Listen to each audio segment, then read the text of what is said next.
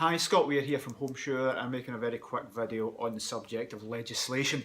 As a letting agent, when I go about places, everybody always asks me, it's one of the most frequently asked questions is, what do I need to do to get my property let? What legislation do I need to be aware of?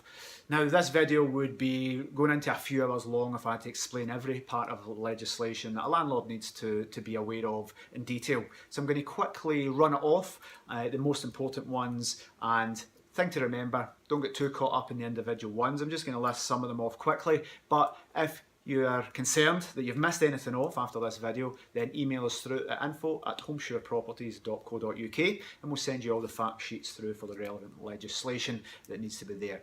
We are not going to hold this information just because we're letting agents. We don't want any accidents and people dying. We want to build the reputation of the private rented sector in Scotland, so we're happy to share all the knowledge we have with landlords just to make sure everybody's doing it right. And it ultimately helps us because it increases the reputation of the sector. We want everybody doing it. We don't want corners, and we certainly don't want deaths because people are missing stuff out. So we'll quickly move on. I'm going to list some of them off, speak about some of them, skip over some of them. Smoke alarms is the first one. Don't assume that you have adequate smoke alarms. It's starting to get very complicated. You need things like heat detectors in the kitchen, one in the lounge, one in each communal hallway area, so that's one in each floor. They need to be interlinked. Various things you need to do with these to make sure they comply, so it gets very complicated, but don't assume your existing battery powered smoke alarms are up to date. I would say at the time of filming this, in February 2016, still at least 80% of landlords are falling short in the legislation. So these definitely need to be updated. Not something to ever cut corners on for the sake of a couple of £100. As another cost for landlords that they say, well, I don't need to worry because there's already smoke alarms there. Trust me, if something goes wrong, it's going to cause you a lot of hassle in life. So it's something you can spend the money on it, please.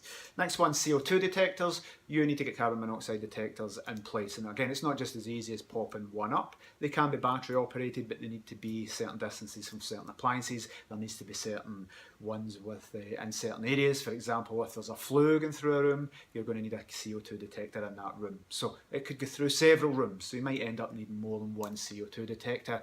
Again, it starts getting complicated. Don't just think you bought one for B&Q, you've popped it up in the hall and it's all good. It probably isn't meeting the legislation standards. Next one's nice and simple. One that's been on for the longest is a gas safety check. These have to be done annually, so nice and easy. Get a gas safe registered engineer to go out annually and check your boiler and gas appliances. Next one, when you're advertising a property, all properties advertised in Scotland need to have an EPC, Energy Performance Certificate, and you need to display the energy efficiency rating on all advertisements. This means tenants can make an informed choice on the energy efficiency in your house. Not legislation tenants know of, but if you're advertising properties on Rightmove, Gumtree, private ads in shops, this type of thing, you need to have the energy efficiency rating on there, or you're breaking the law and you'll probably get fined. So you definitely need that. Following on from that is landlord registration. You need to register with a local authority that your property is in. Again, landlordregistration.gov.uk or Google it, it will come up first. Very easy to do, and the cost varies, just depends how many properties you have, but that needs to be done and needs to be renewed every 3 years. So again, we'll get fact sheets in this. Next thing is that deposits need to go into a deposit scheme. If you're taking a deposit for a property, you need to put it in a scheme. I've come across many landlords who are so clever that they don't need to do it because they've got some contrived way of avoiding it because they've spoken to their solicitor or an expert or their pal down the pub that has some scheme to get out of it. It's actually good for landlords, so I wouldn't avoid it. You might decide not to take a deposit, and that's a different thing, but if you do take a deposit, put it into one of the 3 different deposit schemes in Scotland and make sure you're doing it right. You can get a fine of up to 3 times the deposit for not complying, and precedent setting legislation means you will almost certainly get 3 times the deposit as a fine. Now, not just putting the deposit into the scheme, you could put the deposit into the scheme 20 minutes after the tenant gives you it. If you don't give them the prescribed information within the right amount of time, even if you lodged it in the same day within the time frame but haven't given them the information about lodging it, you would still be held liable, and there has been cases going through court where an agent lodged it straight away, sent the prescribed information to the wrong address because they put the wrong postcode on. It didn't get to the tenant within the 30-day limit, and they were fined 3 times the deposit. So very important you do that. Next one is electrical safety.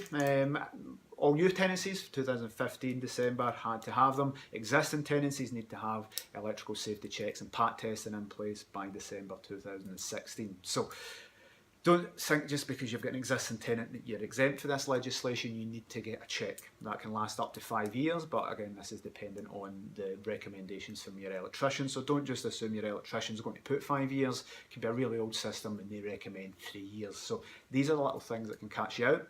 So don't just make these assumptions, get it done right by a competent person, and don't fall foul to not doing this by the fact that you have a tenant in place. You need to have it done this year. Electricians are going to be busy. It's February now, as I'd said. We have a lot of properties to get through. You might find if you've got 10 properties, you want to spread it out. December will be on you very quickly. So you need to get these done as soon as possible and make sure that they're booked in well before December. Next thing is Legionnaire's disease. I won't go into too much about this. We have fact sheets on it, but you just definitely need to do a check, a very quick check. You don't need to be paying a couple of £100 for this check. You can get people to do it at a reasonable price. You can do it yourself. It's just a little bit time consuming, but certainly don't be paying £200. You don't need to be taking samples and sending them away to labs, but you do need to do some due diligence for your Legionnaire's test. The last one I'll cover, which is coming in, is the right to rent check. So the government say, hey, it's a landlord's responsibility to check the immigration status of these people that are coming to the country. Do they have the right to rent a property? So there's checks that you need to do as a landlord, and again, crazy hefty fines for this, for non-compliance as well. So I've went over a quick list here. There's probably a few more that are in the fact sheets that we'll provide you. So we'll lump this into a nice big email and send it over. Just email me your details to info@homeshareproperties.co.uk and put the title legislations fact sheets please. Send us a nice message and we'll pop that over to you by email. So any other questions, just let us know in the email, and I'll hopefully speak to you soon. Bye.